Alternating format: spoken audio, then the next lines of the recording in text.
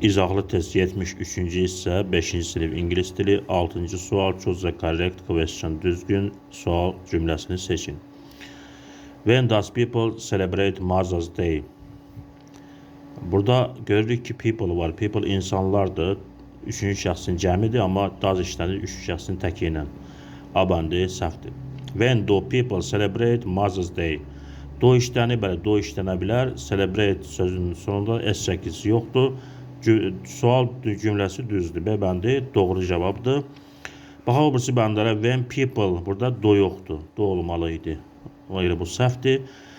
D bəndində when do people celebrate, burada celebrate sonuna S çəkisi alıb ona görə bu da səhvdir. Doğru cavab B bəndidir. 7-ci sual.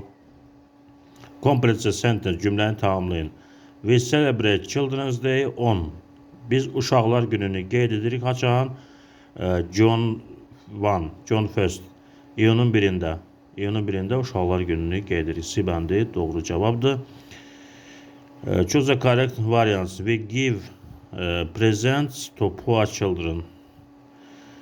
Present sözü cəm isimdir, cəmdə olan isimdir.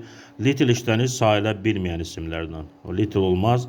We give many presents to poor children. Bəli, many çoxlu deməkdir, sayıla bilən isimlərlə işlənir. 2 düzdür. A lot of həm sayıla bilən, həm də sayıla bilməyən isimlərlə işlənir. We give a lot of presents to poor children. Biz yoxsul uşaqlara çoxlu hədiyyələr verdik. 2 ilə 3 düzdür. Much da işlənir sayıla, much da çoxludur. O sayıla bilməyən isimlərlə işlənir. 4 olmaz. 2-3 doğru cavabdır. 9-cu sual make up a dialogue, diyaloq düzəldin. 10-cu sual match the preposition to the sentence, cümləyə söz önlərini yerləşdirin. 9 ilə 10-un cavabını şərh bölməsində yazarsınız.